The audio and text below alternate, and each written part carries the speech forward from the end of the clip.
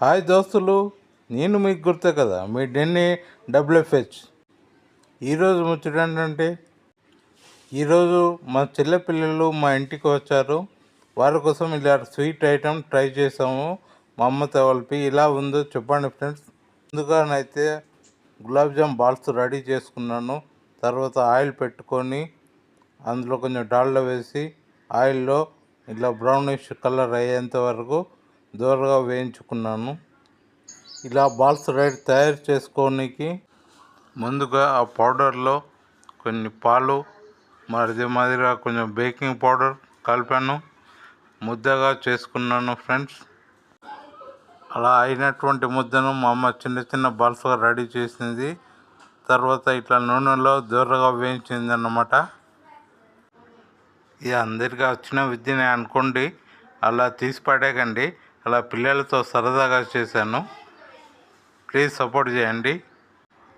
ఇలా బాల్స్ అన్నీ రెడీ చేసుకున్నాను. రెడీ అయినాక అన్నీ కూడా వేంపేసాను, పక్క పెట్టుకున్నాను తీసి. చూడండి ఫ్రెండ్స్, అదే మాదిరిగా ఎలా ఉందో చెప్పండి. మీ కామెంట్ చెప్పండి ఫ్రెండ్స్. దీనికోసం కూడా సిరప్ రెడీ చేసుకున్నాను. ఆ సిరప్లో ఒక షుగర్ వేసి కొంచెం వాటర్ వేసి, ఆ వాటర్లో కొంచెం ఇలాచి పౌడర్ వేసి కూడా అన్నీ అయ్యాక ఆ సిరప్లో బాల్స్ అన్నీ కూడా వేస్తున్నాను మా అమ్మ. చూడండి, బాల్స్ అన్నీ రెడీ అయ్యాక అందులో సిరప్లో వేసింది అన్నమాట. అన్నీ సిరప్లో వేసాక ఒక 2 hours క్యాప్ పెట్టి పక్కన పెట్టాను.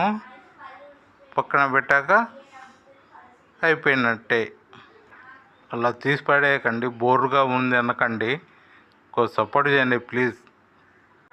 2 hours అయ్యాక క్యాప్ తీసి చూసాను, ఎలా ఉంది చెప్పండి ఫ్రెండ్స్.